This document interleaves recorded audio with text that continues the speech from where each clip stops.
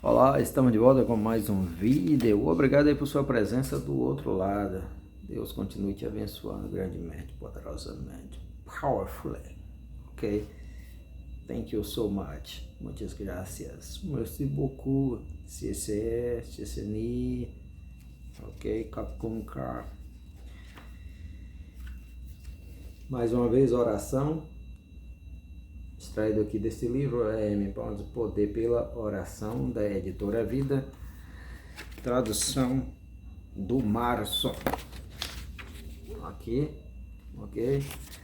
Marson Guedes. Aí está o nome do tradutor, Marson Guedes.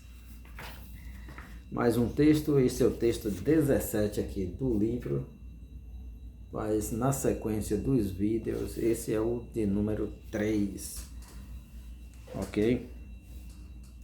A oração marca a liderança espiritual.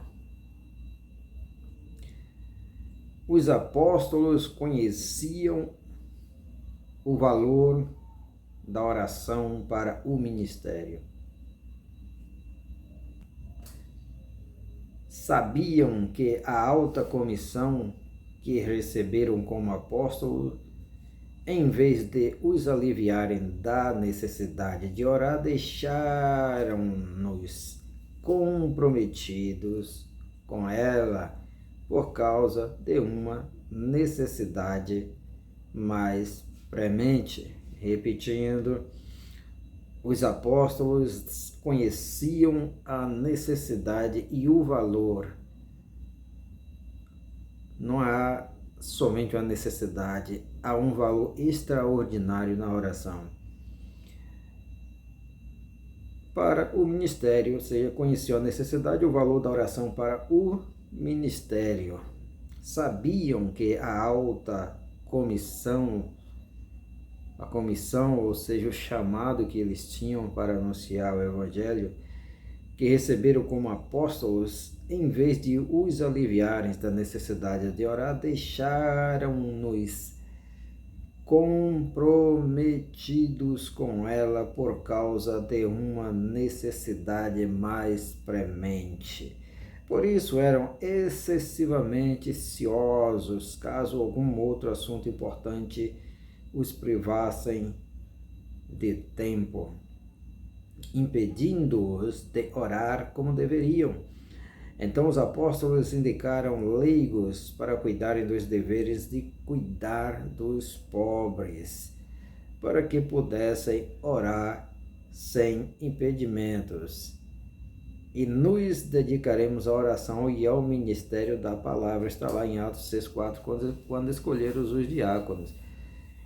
Mas só que esses diáconos aqui também eram homens de oração e cheios do Espírito Santo. Vale salientar muito bem isso. A oração é posta em primeiro lugar e a relação deles com a oração é descrita em termos fortes. E nos dedicaremos à oração. É preciso dedicação. Fazendo dela uma ocupação, rendendo-se à oração, pondo nela fervor, urgência, perseverança e tempo. Com esses homens santos apostólicos, como esses homens santos apostólicos dedicaram-se à obra divina da oração. Paulo diz: noite e dia insistimos em orar. 1 Tessalonicenses 3,10. É o consenso da dedicação apostólica. Como esses pregadores do Novo Testamento deram-se em oração ao povo de Deus. Como eles põem Deus em potência total nas suas igrejas com as orações que fazem. Esses apóstolos santos não pensavam de forma vã e fantasiosa que tinham cumprido seus elevados e solenes deveres ao pronunciar a palavra de Deus com fidelidade, mas pregavam para que a mensagem tivesse aderência e conteúdo pelo ardor e insistência com que oravam. Ok? Ardor e insistência com que oravam. Oravam ainda mais poderosamente para se manterem nessa elevada altitude espiritual. O pregador que na escola de Cristo nunca aprendeu a elevada e divina arte da intercessão por seu povo, nunca aprenderá a arte da pregação. Apesar de ser possível derramar homilética às toneladas sobre eles, e apesar de ser o gênio mais talentoso na preparação de sermões e na pregação em si. E aí, preparado para ouvir mais? As orações dos líderes apostólicos e dos santos muito fazem pelo surgimento de santos entre os que não são apóstolos. Se os líderes da igreja nos anos que se seguiram tivessem sido tão reservados e fervorosos na oração por seu povo quanto os apóstolos o foram, os dias sombrios de mundanidade e apostasia talvez não desfigurassem a história, não ofuscassem a glória e não retivessem o progresso da igreja. A oração apostólica faz santos apostólicos e mantém os tempos apostólicos de pureza e poder na igreja. Altivez da alma, pureza e gratidão de motivos, altruísmo, autossacrifício, trabalho árduo e exaustivo, ardor de espírito, discernimento divino são os requisitos para ser o intercessor em favor dos homens. O pregador deve entregar-se à oração por seu povo, não simplesmente para que sejam salvos, mas para que sejam poderosamente salvos. Os apóstolos entregaram-se à oração para que seus santos pudessem ser santos, não para que tivessem inclinação para as coisas de Deus, mas para que habitassem neles toda a plenitude de Deus. Colossenses 1:19. Paulo não se confiou à pregação apostólica para atingir esta finalidade, mas conforme afirma: por essa razão, ajoelho-me diante do Pai, Efésios 3:14. Por esta causa me ponho de joelhos. As orações de Paulo levaram os convertidos muito mais longe na estrada da santidade do que as pregações que fez. Epáfras fez tanto ou mais por meio da oração pelos santos colossenses quanto por sua pregação.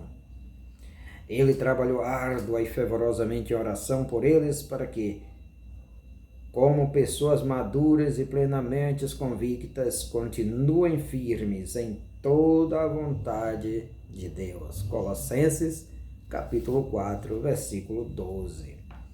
Os pregadores são principalmente os líderes de Deus. Eles têm como responsabilidade principal zelar pela condição da igreja, moldam o caráter da igreja, dão o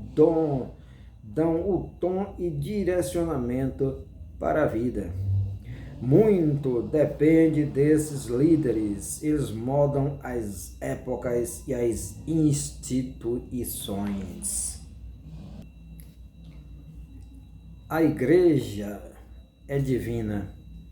O tesouro que encerra é celeste, mas ela carrega a marca do humano.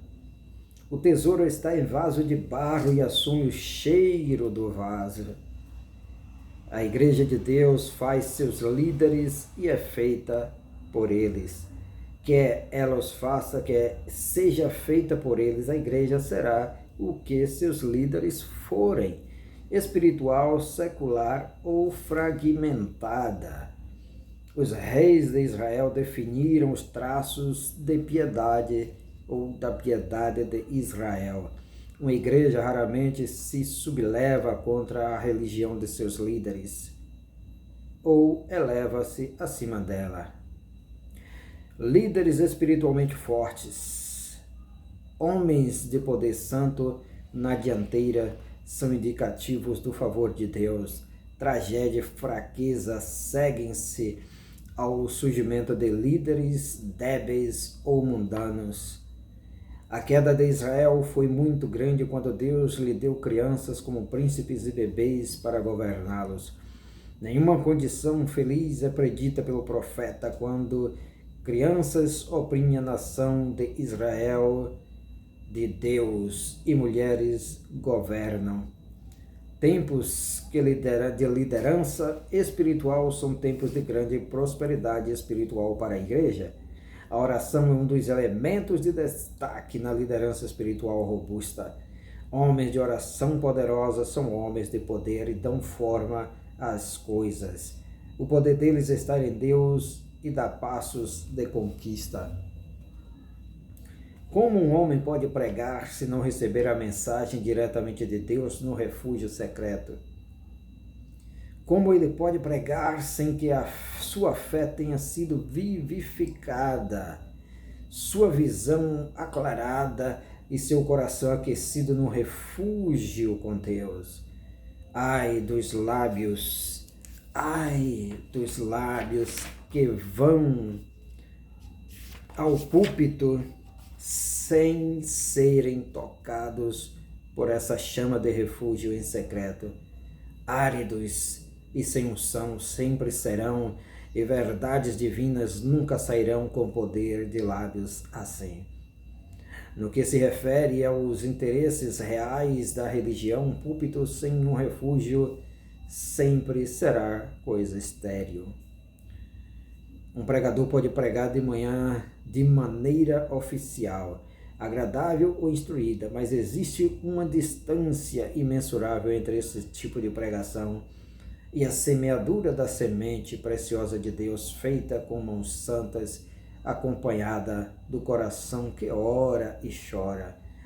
O ministério desprovido de oração é o agente funerário de toda a verdade de Deus e da Igreja de Deus. Ele pode ter o caixão mais caro e as flores mais exuberantes, mas é um funeral, apesar da arrumação encantadora. Um cristão que não ora nunca aprenderá a verdade de Deus. Um ministério sem oração nunca será capaz de ensinar a verdade de Deus. Eras de glória milenar perderam-se por causa da igreja que não ora. A vinda de nosso Senhor foi postergada indefinidamente por uma igreja que não ora. O inferno aumentou suas instalações e encheu suas cavernas medonhas na presença do culto morto de uma igreja que não ora. A melhor e maior oferenda é a oferenda da oração.